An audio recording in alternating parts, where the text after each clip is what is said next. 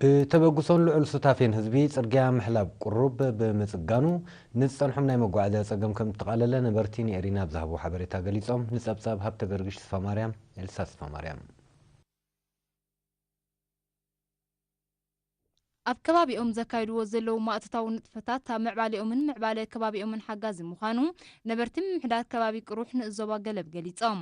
ንሳቶም ንኤሪና ብዝሃቦ ሓበሬታ ድሕሪ ናጽነት ኣብ ማእከላይን ሙችእን ቦታ ድሕሪ ምጥርናፎም ኣብ ርእስቲ መንግስቲ ዝተዋደደሎም መሰረታዊ ማሕበራዊ ኣገልግሎታት ብጋንታታት ማእቶ ተወዲቦም ጽርግያን ቤት ትምህርትን ብምስራሕ ኣብ ጎደና ምዕባለ ይምርሹ ምህላዎም ኣረዲኦም ወይዘሮ ሳዕድያ ሓመንሩን ወይዘሮ ከሬባ ስሌማንን ኣብዛሃቦ ርእይቶም እቲ ከባቢ ጽርግያ ስለ ዘይነበሮ ናይ መጓዓዝያ ጸገም ከም ዝነበሮም ብምልካት ኣብዚ እዋን እዚ ግን ብተበገሰን ልዑል ስታፌ ህዝብን ብዝተገብሮ ወፈራ ጽርግያ ምሕላብ ቁሩብ ብምስርሑ ሕሙማትን ነፍሰ ጡራትን በቐሊሉ ናብ ሕክምና ክበጽሑ ከምኡውን ዝጸንሖም ናይ መጓዓዝያ ጸገም ከም እተቃለለ ሓቢረን ቢብል ወቃተል ላኪን ላ ሒሳ ደረጃት ባጽሓ መለና ሞቶት እንደሻቀና ጽርግያና ስነና ሰላቲ ብማእትታው ወፈራ እንካይዶ ስራሓት ሩሑቕ ዝነበረ ቀሪቡ ኣገልግሎታት ድማ ኣብ ኣፍደገ ገዛና ክኸውን በቂዕሎ ደቅና ኣብ ቀረቦም ተማሂሮም ናብ ቤቶም ይምለሱ ጽሩይ ዝተማይን ካልእኑን በቀረባ ተረጋጊጽሎ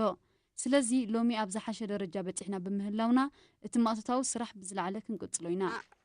ለሒሳ ደረጃ ሰበት ባጽሓ መለና ዘ ማእቶትና ግነዋስል ሌጣል ገባና ብል ነቲ ዕማም ብልዑል ተወፋይነት ከም ዘሰላስልዎ ዝጠቐሱ ኣቶ ጉዱፍ መሐመድ ተክሌስን ኣቶ ዚየድ መሐመድ ስዒድን በወገኖም ድሮ ወታዊ ጽልዋ ናይቲ ዝሰርሕዎ ጽርግያ ኣብ ምዕባለ ከባቢኦም ከርእይዎ ከም ዝበቕዑ ገሊጾም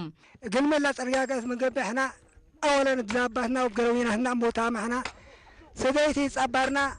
ወይታከና መና እዛ ጽርግያ ኣብ መነባብሮና ዘሎ ዓቢ በርክቶ ስለንግንዘብ ብዘለና መሳርሒታትን ጉልበትናን ብዘይተግባባነት ንሰርሕ ኣለና ምክንያቱ ክንረኽቦት ጸንሕና አገልግሎታት ንምዕባልን ዝሓሸ መነባብሮ ከነስተማቕር ስለ ዝሕግዘና ኣላትና ፍዕ ወግልዓድና ወናሻጣትና ግላላ ጽርግያ ዓመልና ልንሻቀያ ኣመሓላሪ ከባቢ ቅሩሕ ኣቶ ኣድም ዕጀል ኣብ ዝሃቦ ሓበሬታ ህዝቢ ከባቢ ቅሩሕ ሕድሪ ሰማዕታቱ ንምትግባር ኣብ ቀጻሊ ወፈራዊ ማእቶ ተጸሚዱ ምህላው ብምግላጽ ልዕሊ 6 ኪሎ ሜትር ጽርግያ ምሕላብ ቅሩብ ዝፈረሰ መናድቑ ክህነጽ እንከሎም መለይ ውሕጅ ከናለታት ከም እተጸገነን ጎዳጉዲ ከም እተደፍነን ኣብርሂቡ ሞቶት ናይ ሸዓብ ዲብ ኩሉ ከባቢታት ወላ እኳ እቲ መምርሒ ወፍሪ ኣብ ሰሙን 2 መዓልቲ ዝብል እንተኾነ ንሕና ግን ኣድማዕነቱን ኣስተዋጽኦን ኣብ ዕለታዊ መነባብሮና ተገንዚብና ብዘይ ዕረፍቲ ክንቅጽሎ ኢና ወሸቀል ብዕድ يكرعنا من قبل لا قال قباش قال على كسس نحنا ولا مقطوتنا